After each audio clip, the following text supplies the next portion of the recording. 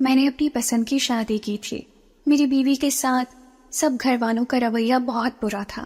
میری ماں اس پر ہاتھ اٹھاتی اور ہر کام کرواتی تھی، جبکہ اماں کہتی تھی کہ وہ کوئی کام نہیں کرتی۔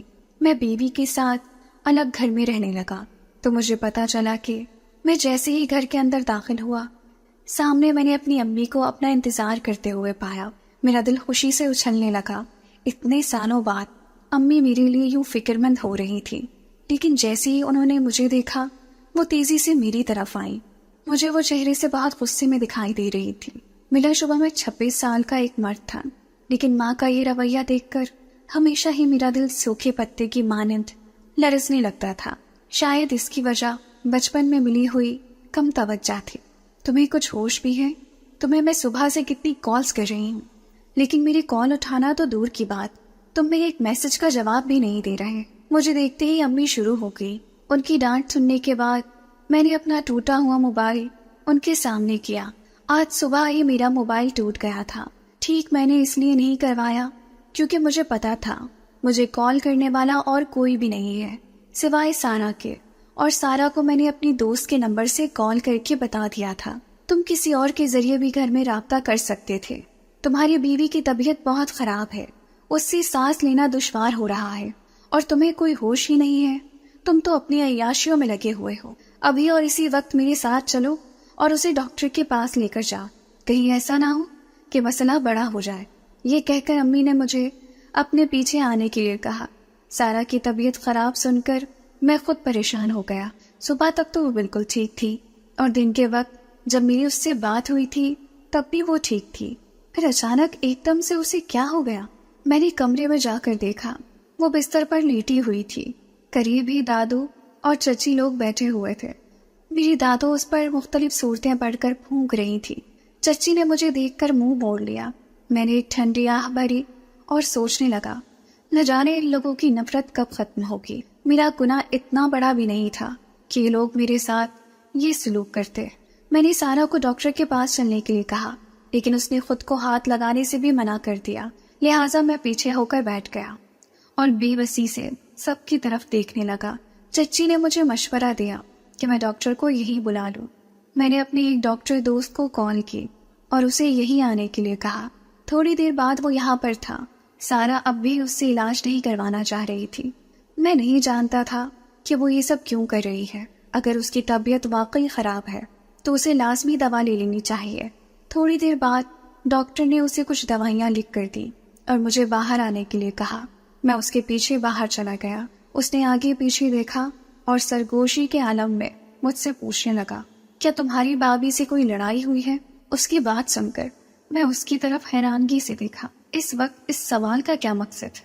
وہ میرے سوالیہ انداز کو سمجھ گیا، اس لیے صفائی پیش کرتے ہوئے کہنے لگا، دراصل بھابھی کو بالکل بھی بخار نہیں ہے، وہ ایک دم ٹھیک ہیں، وہ صرف اور صرف بخار کا ڈرامہ کر رہی ہے۔ میں اس وجہ سے تم سے پوچھ رہا ہوں کہ کہیں تمہاری اس سے لڑائی تو نہیں ہوئی، اور وہ یہ سب کچھ تمہاری توجہ حاصل کرنے کے لیے تو نہیں کر رہی؟ اپنے دوست کی یہ بات سن کر مجھے بہت حیرانگی ہوئی، مجھے شرمندگی بھی ہو رہی تھی۔ نہ جانے وہ ہم لوگوں کے بارے میں کیا سوچ رہا ہوگا۔ میں نے اسے کہا کہ ایسی کوئی بات نہیں ہے، شاید وہ دن کو بیمار ہو اور ابھی ٹھیک ہو گئی ہو۔ خیر تم نے دوائیاں لکھ دی ہے نا، آؤ میں تمہیں دروازے تک چھوڑ کر آتا۔ میں نے اس سے مزید کوئی بھی بات کرنے سے پرہیز کیا اور اسے دروازے تک چھوڑ دیا۔ جاتے جاتے بھی وہ مجھے یہی ہدایت دے کر گیا کہ تمہارے بھابھی کے ساتھ جو بھی معاملات ہیں انہیں ٹھیک کر لو، ورنہ تمہارے لیے مسئلہ ہوگا۔ پہلے ہی تمہارے گھر والوں کا تمہارے ساتھ اچھا سلوک نہیں ہے، اور اوپر سے یہ سب کچھ۔ میں جانتا تھا کہ وہ میرے ساتھ ہمدردی کر رہا ہے، لیکن مجھے فی الحال کسی کی ہمدردی کی ضرورت نہیں تھی۔ میں تو اس دن کو پچھتا رہا تھا جس دن میں نے ارسلان کے سامنے اپنا دل کھول کر رکھ دیا تھا۔ اس دن میں بہت پریشان تھا، مجھے سمجھ نہیں آ رہا تھا کہ میں اپنی پریشانی کس سے شیئر کروں۔ اور پھر اسی دن ارسلان میرے آفس میں آ گیا۔ پھر نہ چاہتے ہوئے بھی میں نے اپنی ساری پریشانی ارسلان کے سامنے رکھ دی، لیکن بعد میں مجھے اندازہ ہوا کہ مجھے یہ سب کچھ نہیں کرنا چاہیے تھا۔ اب جب بھی ارسلان مجھے ملتا یا میری اس سے بات ہوتی، وہ اکثر مجھے پرانی باتوں کے حوالے دیتا۔ مجھے اس کے حوالے تانوں کی طرح لگتے تھے۔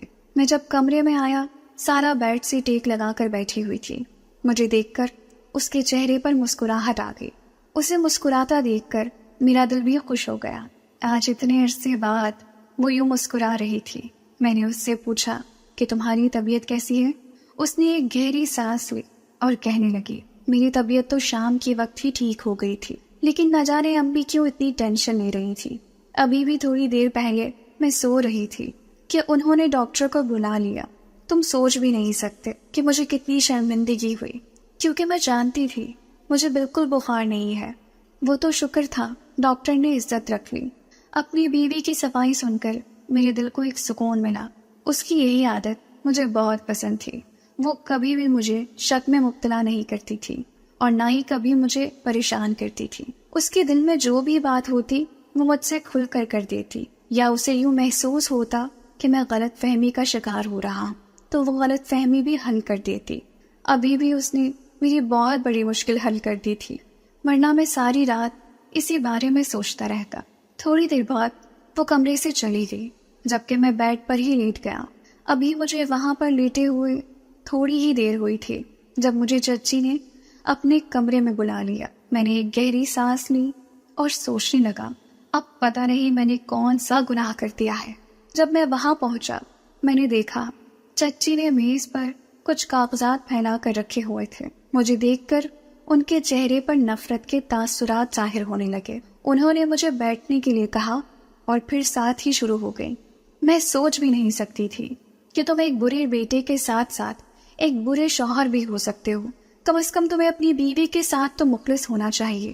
وہ تم سے کتنی محبت کرتی ہے، وہ تمہارے پیچھے جان دینے کو تیار ہے، جبکہ تم اس کے ساتھ یہ سلوک کرتے پھر رہے ہو. چچی کی باتیں سن کر میرا دماغ گھومنے لگا. مجھے سمجھ نہیں آ رہی تھی کہ وہ کس بارے میں بات کر رہی ہے.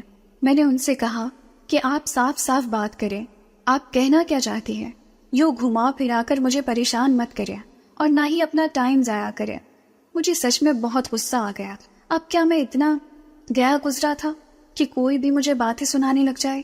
بلا شبہ میں نے یہ غلطی کر دی تھی، لیکن اس غلطی کی اتنی بڑی سزا کی توقع میں نہیں کر رہا تھا. چچی نے کچھ کاغذات میرے سامنے رکھے اور کہا کہ انہیں پڑھو. ابھی میں نے ان کاغذات کو ہاتھ ہی لگایا تھا کہ اچانک چچی نے وہ کاغذات میرے ہاتھوں سے لے لیے. یہ کیا ڈرامہ ہے؟ اگر آپ مجھ پر الزام لگا رہی ہیں تو مجھے پڑھنے کی اجازت بھی دیں کہ آخر کس بنیاد پر آپ مجھے باتیں سنا رہی ہیں. میری بات تو سننے کے بجائے چچی مسلسل دروازے کی طرف دیکھ رہی تھی. میں نے دیکھا وہاں دروازہ کھلا ہوا تھا، یعنی تھوڑی دیر پہلے کوئی یہاں پر آیا تھا. شاید اسی کے کہنے پر چچی نے وہ کاغذات واپس لے لیے. میں نے دوبارہ چچی سے وہ کاغذات لینا چاہے، لیکن اس بار انہوں نے مجھے دینے سے انکار کر دیا. دوسری طرف میں جیسے ہی اپنے کمرے میں داخل ہونے لگا مجھے ماں کے کمرے سے سارا کے رونے کی آوازیں آنے لگی، جو اونچا اونچا دھاڑے مار مار کر رو رہی تھی. اسے یوں روتا دیکھ کر میں پریشان ہو گیا اور تیزی سے ماں کے کمرے کی طرف گیا، جہاں سارا امی کے قدموں میں بیٹھی ہوئی تھی، جبکہ امی کے چہرے کے تاثرات تنے ہوئے تھے. یوں لگ رہا تھا جیسے وہ اسے اپنا حکم سنا رہی ہو اور میری بیوی وہ نہ ماننے کے لیے ان کی منتیں کر رہی ہو. اپنی ماں کی نیچر کو میں اچھی طرح سے جانتا تھا.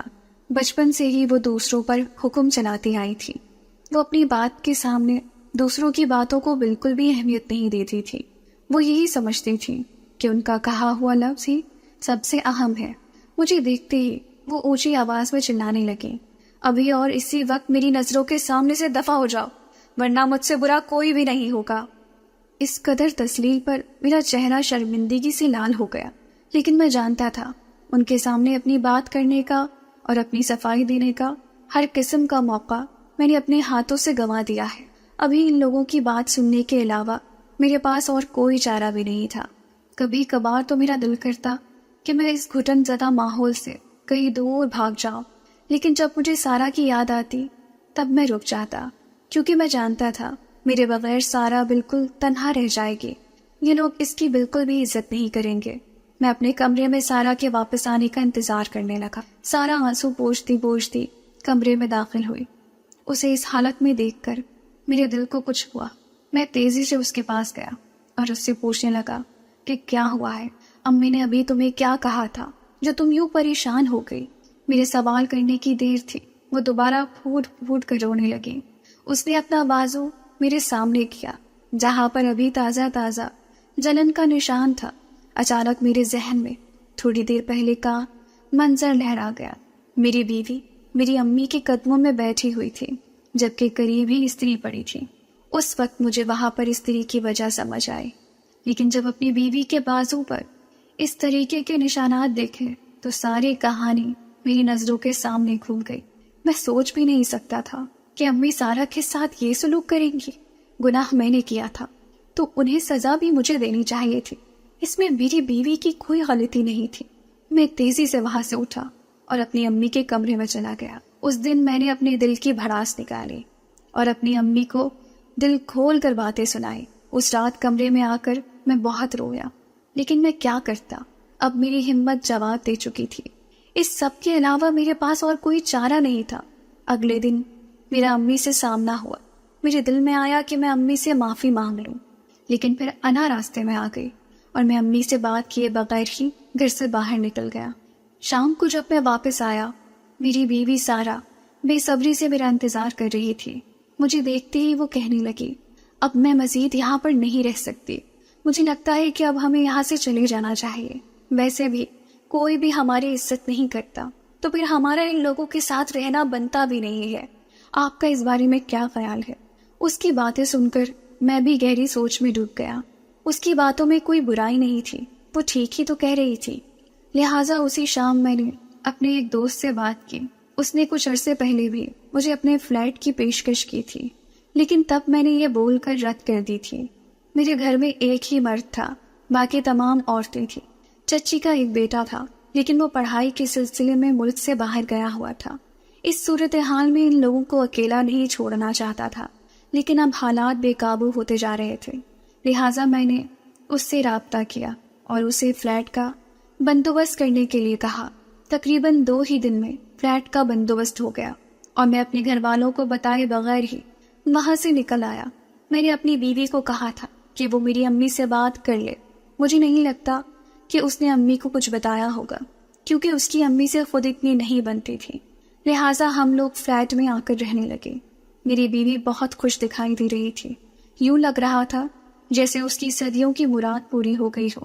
اس کو خوش دیکھ کر میں بھی خوش ہو گیا، لیکن دل میں کہیں نہ کہیں ایک خلش سی رہ گئی تھی۔ کاش میں نے امی کو جواب نہ دیے ہوتے، ان کی باتیں خاموشی سے سن لی ہوتے۔ انہوں نے بھی تو میرے لیے اتنی قربانیاں دی تھیں، اتنی مشکلات سہی تھی۔ اگر میں تھوڑا سا صبر کر لیتا تو کیا چلا جاتا، لیکن اب پچھتاوے کے علاوہ میرے پاس کچھ بھی نہیں بچا تھا۔ میں نے اپنی محبوب ترین بیوی کو دیکھا جو وہاں پر میری ڈھارس بنانے کے لیے کافی تھی۔ میں اپنے رب کا جتنا بھی شکر ادا کرتا کم تھا۔ میری بیوی کی صورت میں میرے رب نے مجھے زندگی کی سب سے بڑی نعمت سے نوازا تھا۔ دن تیزی سے گزرتے جا رہے تھے۔ ہمیں یہاں پر رہتے ہوئے 1 مہینہ ہو گیا تھا۔ اس پورے 1 مہینے میں مجھے اپنے گھر والوں کی بہت یاد آئی۔ بلا شبہ وہ میرے ساتھ اچھا سلوک نہیں کرتے تھے، لیکن پھر بھی ان کی موجودگی مجھے سکون پہنچاتی تھی۔ ایک دن میرے دل میں خیال آیا کہ میں اپنی ماں سے جا کر مل لوں اور ان کی خیریت دریافت کر لوں۔ اسی سلسلے میں میں اپنے گھر چلا گیا، لیکن وہاں پر جا کر مجھے پتا چلا کہ میرے گھر والے اب یہاں پر نہیں رہتے، وہ یہاں سے شفٹ ہو گئے ہیں۔ یہ خبر میرے لیے کسی دھماکے سے کم نہیں تھی۔ وہ کہاں چلے گئے تھے؟ یہ گھر کس نے بیچا؟ کیا احمد واپس آ گیا ہے؟ ہزاروں طرح کے سوالات میرے ذہن میں گردش کر رہے تھے۔ ان میں سے کسی کا بھی میرے پاس کوئی جواب نہیں تھا۔ میں نے اپنے ایک پڑوسی انکل سے پوچھا تو انہوں نے مجھے صاف صاف کہہ دیا کہ وہ مجھے میرے گھر والوں کے بارے میں معلومات نہیں دے سکتے، کیونکہ میرے گھر والوں نے منع کیا ہے۔ مجھے پتہ لگ گیا تھا کہ یہ آدمی رشوت لیے بغیر نہیں مانے گا، لہٰذا میں نے 2 سرخ رنگ کے نوٹ اس کے ہاتھ میں رکھ دیے، جنہیں دیکھ کر اس کی آنکھیں چمک گئی اور پھر وہ ایک رٹو طوطے کی طرح شروع ہو گیا۔ تب مجھے پتا چلا کہ میرے گھر والے اپنے آبائی گھر میں واپس چلے گئے ہیں، جنہیں دیکھ کر اس کی آنکھیں چمک گئی اور پھر وہ ایک رٹو طوطے کی طرح شروع ہو گیا۔ تب مجھے پتا چلا کہ میرے گھر والے اپنے آبائی گھر میں واپس چلے گئے۔ میں ان کے پیچھے جانا چاہتا تھا، لیکن راستہ بہت لمبا تھا اور ایسے میں سارا کو اکیلے یہاں چھوڑ کر نہیں جا سکتا تھا۔ لہٰذا میں نے سارا کو اپنے ساتھ چلنے کے لیے کہا۔ لیکن اس نے یہ کہہ کر صاف منع کر دیا کہ وہ ان سے ملنا نہیں چاہتی. انہوں نے اس پر بہت ظلم کیے ہیں، اسی لیے میں نے بھی کوئی ضد نہیں کی اور خاموش ہو گیا. پھر میں نے ان سے فون پر رابطہ کرنے کی کوشش کی، لیکن سب لوگوں کے نمبر ہی بن جا رہے تھے. میں صرف ایک بار ان کی خبر لینا چاہتا تھا اور یہ دیکھنا چاہتا تھا کہ وہ کس حالات میں ہیں. مجھے یہ سوچ کر پریشانی ہو رہی تھی کہ پتہ نہیں گھر کی عورتوں نے یہ سب کچھ کیسے سنبھالا ہوگا. 3 دن میں ان کے بارے میں مسلسل سوچتا رہا اور پھر میں نے اپنے آپ کو یہ کہہ کر ڈانٹ دیا کہ اگر انہیں میری فکر نہیں تو مجھے بھی ان کی فکر کرنے کی ضرورت نہیں ہے. دن تیزی سے گزرتے جا رہے تھے. ایک دن میں آفس سے گھر جلدی آ گیا، لیکن میں یہ دیکھ کر حیران رہ گیا کہ دروازے پر تالا لگا ہوا تھا، یعنی سارا گھر پر نہیں تھی. نہ جانے وہ کہاں پر چلی گئی تھی. مجھے حیرانگی بھی ہو رہی تھی کیونکہ آج سے پہلے وہ کبھی بھی مجھے بتائے بغیر کہیں بھی نہیں گئی. لہٰذا میں وہیں رک کر اس کا انتظار کرنے لگا کیونکہ میرے پاس ڈپلیکیٹ چابی نہیں تھی اور نہ ہی کبھی اس کی ضرورت پڑی تھی. میں کبھی بھی آفس سے لیٹ نہیں ہوا تھا. کافی دیر کے انتظار کے بعد مجھے سارا آتی ہوئی دکھائی دی. سارا کا یہ روپ دیکھ کر میں دنگ رہ گیا.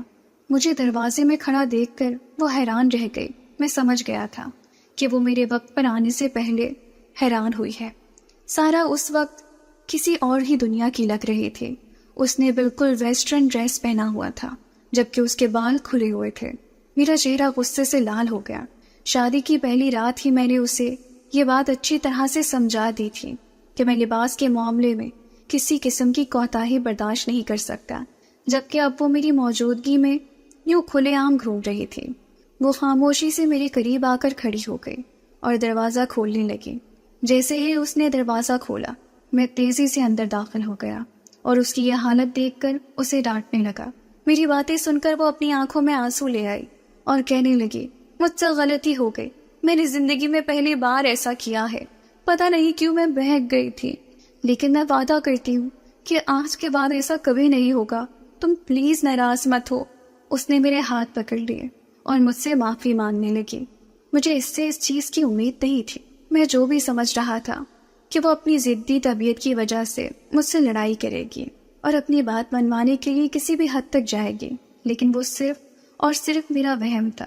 یہاں بھی اس نے ایک اچھی بیوی کا ثبوت دے دیا.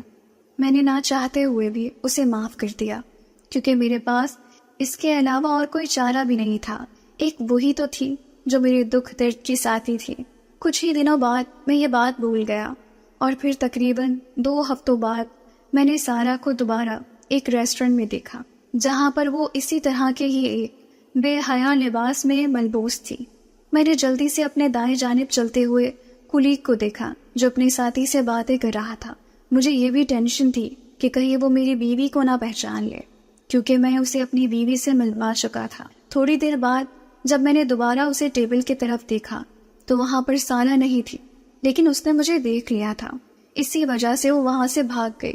میں نے تیزی سے اس کے نمبر پر کال کی جو مسلسل آف جا رہا تھا. آج میں نے ارادہ کر لیا تھا کہ گھر جا کے اسے سبق سکھا کر رہوں گا. جب میں گھر میں داخل ہوا تو وہ کھانا بنا رہی تھی. میں تیزی سے اس کی طرف گیا اور اسے ڈانٹتے ہوئے پوچھنے لگا، لیکن میرے سوالات سن کر وہ یکدم ہی مکر گئی اور دوبارہ سے جھوٹے آنسو بہانے لگی. میں نے اپنے بال اپنے ہاتھوں میں جکڑ لیے. مجھے سمجھ نہیں آ رہی تھی کہ میں کیا کروں. نہ جانے اس کو اچانک کیا ہو گیا تھا. پہلے تو وہ ایسی نہیں تھی یا پھر وہ ہمیشہ سے ہی ایسی تھی. اچانک میرے ذہن میں ایک دھماکہ ہوا. میں چاہ کر بھی اس بارے میں نہیں سوچنا چاہتا تھا. دوسری طرف اپنے گھر والوں سے ملاقات کرنے کے لیے میں کوشش کر رہا تھا. ایک دن میں اپنے آفس میں بیٹھا ہوا تھا جب میرے نمبر پر احمد کی کال آئی. اتنے عرصے بعد احمد کا نام اسکرین پر جگمگاتے دیکھ کر مجھے ایک انجانی سی خوشی ہوئی. اگر میں چاہتا تو اس سے اتنے عرصے میں بات کر سکتا تھا، لیکن ذاتی دشمنی کی بنیاد پر میں نے کبھی کوشش ہی نہیں کی. پھر بعد میں جب مجھے احساس ہوا کہ میری دشمنی فضول اور بے معنی ہے تب بہت دیر ہو چکی تھی. تب ہم دونوں میں بہت سی دراڑیں آ چکی تھیں. میں نے جلدی سے کال یس کی اور اس کی خیریت پوچھنے لگا. اس نے میرے سوالات کو یکسر نظر انداز کیا اور مجھے کہا کہ میں جلدی سے گاؤں آ جاؤں. میری امی کی طبیعت بہت خراب ہے، شاید ان کا آخری وقت آ چکا ہے.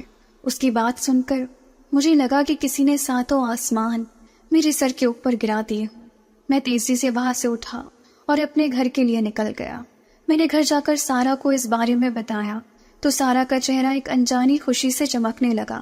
مجھے بہت دکھ ہو رہا تھا، لیکن میں فی الحال صبر کرنے کے علاوہ اور کچھ بھی نہیں کر سکتا تھا۔ میں نے اسے اپنے ساتھ چلنے کے لیے کہا، لیکن اس نے صاف انکار کر دیا اور ایک رپورٹ میرے سامنے کی۔ یہ اس کی بیماری کی رپورٹ تھی۔ ڈاکٹر نے اسے سفر کرنے سے منع کیا تھا۔ میں نے ایک ٹھنڈی سانس خارج کی۔ اسے میں یہاں پر اکیلا بھی نہیں چھوڑ سکتا تھا، اسی لیے میں نے ارادہ کیا کہ اپنے دوست کو بولوں گا کہ وہ اپنی بہن کو کچھ عرصے کے لیے سارا کے پاس بھیج دے۔ سارا خوشی خوشی میرے لیے پیکنگ کر رہی تھی، جبکہ میری نظروں کے سامنے ماضی کے لمحات گھوم رہے تھے۔ اب نہ جانے کیوں مجھے لگنے لگا تھا کہ امی سارا کے بارے میں جو کہتی تھی وہ بالکل سچ تھا۔ سارا جیسی نظر آتی ہے، سارا ویسی نہیں ہے، اس بات کا اندازہ مجھے ابھی ہو رہا تھا۔ تھوڑی دیر بعد میرے دوست کی بہن وہاں پر آ گئی۔ میں نے اسے سارا کا خیال رکھنے کے لیے کہا اور اسے یہ بھی کہا کہ وہ سارا پر کڑی نظر رکھے۔ جب میں گاؤں پہنچا، میری ماں کی طبیعت کافی خراب تھی۔ ان کے سرہانے بیٹھ گیا اور پھوٹ پھوٹ کر رونے لگا۔ میں ان سے اپنے ناکردہ گناہ کی معافی مانگ رہا تھا جس نے مجھے سب کی نظروں میں گرا دیا تھا۔ میری امی میرے ہاتھ پکڑے لیے اور مجھ سے معافی مانگنے لگی۔ تمہاری کوئی غلطی نہیں ہے بیٹا، ہمیں معاف کر دو، ہمیں معاف کر دو، ہم نے تمہارا یقین نہیں کیا اور تمہیں ہمیشہ ہی دھتکارا۔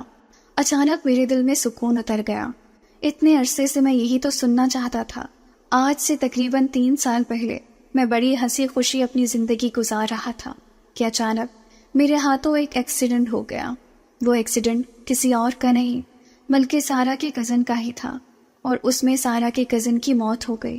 بلا شبہ یہ ایک حادثہ تھا، لیکن کوئی بھی اسے حادثہ ماننے کے لیے تیار نہیں تھا۔ اس کی ایک وجہ یہ بھی تھی کہ 2 مہینے پہلے ہی میں نے سارا کے گھر رشتہ بھجوایا تھا، لیکن سارا کے والدین نے یہ کہہ کر انکار کر دیا تھا کہ اس کی منگنی پہلے سے ہی ہو چکی ہے، اور یہ وہی کزن تھا جس کے ساتھ سارا کی منگنی طے ہوئی تھی۔ گھر والے بھی یہی سمجھ رہے تھے کہ میں نے جان بوجھ کر یہ ایکسیڈنٹ کروایا ہے تاکہ اسے راستے سے ہٹا سکوں۔ گھر والوں نے حماد کے کزن کو ایک بڑی رقم دے کر ان کا منہ بند کروا دیا، اور یوں کیس بھی ہمیشہ ہمیشہ کے لیے بند ہو گیا۔ انہوں نے مجھ سے نفرت کا اظہار کرنا شروع کر دیا۔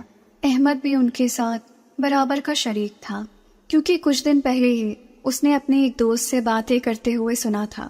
اس وقت میں غصے میں تھا اور شدید جذباتی تھا۔ میں اپنے دوست کو کہہ رہا تھا کہ میں حماد کو راستے سے ہٹا دوں گا، اس کے لیے مجھے اس کی جان ہی کیوں نہ لینی پڑے۔ احمد نے یہی سمجھا کہ میں نے اپنی بات کو سچ ثابت کر دیا ہے، جبکہ میں اور میرا خدا ہی جانتا تھا کہ یہ صرف اور صرف ایک حادثہ ہے۔ میں ابھی حیران ہو رہا تھا کہ گھر والوں کو کیسے پتا چلا کہ میں بے قصور ہوں۔ تھوڑی دیر بعد مجھ پر یہ راز بھی اشکار ہو گیا جب احمد نے مجھے ایک تصویر دکھائی۔ وہ تصویر دیکھ کر میں دنگ رہ گیا۔ حماد ایک شاپنگ مال میں گھوم رہا تھا۔ اسے زندہ دیکھ کر مجھے حیرانگی ہوئی، اس کے ساتھ ساتھ مجھے غصہ بھی آنے لگا۔ یعنی وہ لوگ ہمارے ساتھ فراڈ کر رہے تھے۔ اتنے عرصے سے وہ حماد کے نام پر ہم سے پیسے بٹور رہے تھے۔ اب تک میرے گھر والے نہ جانے ان لوگوں کو کتنے پیسے دے چکے تھے۔ مجھ پر ایک اور راز اشکار ہوا۔ سارا کے گھر والوں نے مجھے دھوکہ دیا تھا۔ وہ اس کے حقیقی ماں باپ نہیں تھے، بلکہ اس کے ماں باپ کا کچھ عرصے پہلے انتقال ہو چکا تھا۔ سارا کو حماد کے والدین نے ہی پالا تھا، اور یہ کہہ کر سارا کو میرے ساتھ شادی پر راضی کیا تھا کہ جب وہ ساری جائیداد اپنے نام کروا لے گی پھر وہ مجھ سے طلاق لے لے، اور یوں وہ اس کی شادی حماد سے کروا دیں گے۔ میں سوچ بھی نہیں سکتا تھا کہ وہ دولت کے لیے اس حد تک بھی جا سکتے ہیں۔ اس انسان کو میں نہیں چھوڑوں گا، میں نے غصے سے کہا، جبکہ امی نے مجھے خاموش رہنے کے لیے کہا، اور مجھے کہنے لگی کہ نہ جانے کیوں مجھے لگتا ہے کہ سارا بھی ان سب کے ساتھ ملی ہوئی ہے، شاید وہ یہ بات پہلے سے جانتی ہو۔ امی کی بات سن کر میں نے جلدی سے انکار کیا اور کہا کہ ایسا نہیں ہو سکتا، وہ ایسی نہیں ہے، بلا شبہ وہ تھوڑی باغی ہے، لیکن وہ دل کی بری نہیں۔ میری باتیں سن کر امی خاموش ہو گئیں، جبکہ باقی گھر والے بھی فی الحال خاموش تھے۔ سب نے مجھ سے معافی مانگی، اور یوں اس طرح میرے اپنے گھر والوں سے تعلقات دوبارہ سے اچھے ہو گئے۔ اچانک میرے ذہن میں سارا کا خیال آیا۔ میں نے جلدی سے اس کا نمبر ڈائل کیا، لیکن اس کا نمبر مسلسل بیزی آ رہا تھا۔ نہ جانے وہ کس سے بات کر رہی ہوگی۔ میرے ذہن میں طرح طرح کے سوالات آنے لگے۔ پھر میں نے نور کو کال کی، جسے میں نے اس کی نگرانی کے لیے چھوڑا تھا۔ جب میں نے اس سے سارا کا پوچھا تو وہ حیرانگی سے الٹا مجھ سے سوال کرنے لگی، کیا سارا آپ سے بات نہیں کر رہی؟ مجھے تو لگا تھا کہ وہ آپ سے کال پر بات کر رہی ہے۔ تھوڑی دیر بعد سارا نے خود مجھے کال کی۔ میں نے اس کی بات سنے بغیر اسے سوال کر لیا کہ تم کس سے بات کر رہی تھی؟ میری ایک دوست ہے، کچھ دن پہلے ہی میری اس سے بات ہونا شروع ہوئی ہے، وہ اپنے گھر والوں کے دکھڑے رو رہی تھی۔ یہ کہہ کر سارا نے بات تبدیل کر دی، جبکہ میں خاموش ہو گیا۔ ایک بات کا تو مجھے اندازہ ہو چکا تھا کہ سارا بھی کچھ نہ کچھ مجھ سے چھپا رہی ہے، جو آج نہیں تو کل میرے سامنے آ کر ہی رہے گا۔ میری امی کی صحت دوبارہ سے ٹھیک ہونے لگی تھی۔ میرے لیے اس سے بڑھ کر خوشی کا مقام اور کوئی ہو بھی نہیں سکتا تھا۔ احمد بھی اب ہمیشہ ہمیشہ کے لیے پاکستان آ گیا تھا۔ اس نے یہی بزنس کرنے کا فیصلہ کر لیا۔ وہ بھی باقی دنوں کی طرح ایک ہی دن تھا۔ میں اپنی امی کے قریب بیٹھا ہوا تھا جب میرے موبائل پر ایک ویڈیو آئی۔ وہ ویڈیو دیکھ کر مجھے لگا کہ ساتوں آسمان میرے سر پر آ گرے ہیں۔ سارا حماد کے ساتھ کسی ریسٹورنٹ میں بیٹھی ہوئی ہنس ہنس کر باتیں کر رہی تھی۔ ابھی بھی اس نے ویسٹرن ڈریسنگ کی ہوئی تھی۔ میں اپنی امی کو بتا کر اسی وقت اپنے گھر کے لیے نکل آیا۔ میں نے نور کو کال کر کے سارا کے بارے میں پوچھا تو اس نے مجھے بتایا کہ وہ کچھ دن پہلے ہی اپنے گھر واپس آ گئی ہے، کیونکہ سارا نے اسے وہاں سے چلے جانے کے لیے بولا تھا۔ جب میں اپنے گھر میں پہنچا تو دروازہ لاک تھا۔ پہلے ہی دستک پر حماد نے دروازہ کھولا۔ اپنے گھر میں اسے دیکھ کر میرا پالا ہائی ہو گیا۔ میں نے اس بار تھپڑوں کی بارش کر دی اور اس کی ہڈی پسلی ایک کر دی، اور پھر وہیں کھڑے کھڑے میں نے سارا کو طلاق دے دی۔ وہ عورت دولت کے چکر میں اتنے عرصے سے میرے ساتھ تھی۔ سارا حماد کا ہاتھ پکڑ کر خاموشی سے وہاں کھڑی رہی، جبکہ حماد کی آنکھیں کھلی کی کھلی رہ گئیں۔ شاید وہ مجھ سے اس چیز کی توقع نہیں کر رہا تھا۔ ابھی تو وہ اپنے مقصد میں کامیاب بھی نہیں ہوا تھا۔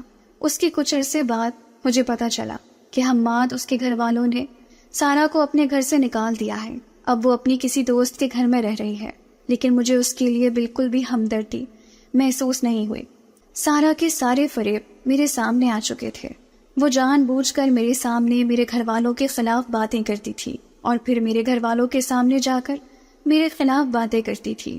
اس نے کبھی بھی میرے گھر کا ماحول درست ہونے نہیں دیا تھا، اور میں یہی سمجھتا رہا کہ وہ میرے ساتھ مخلص ہے۔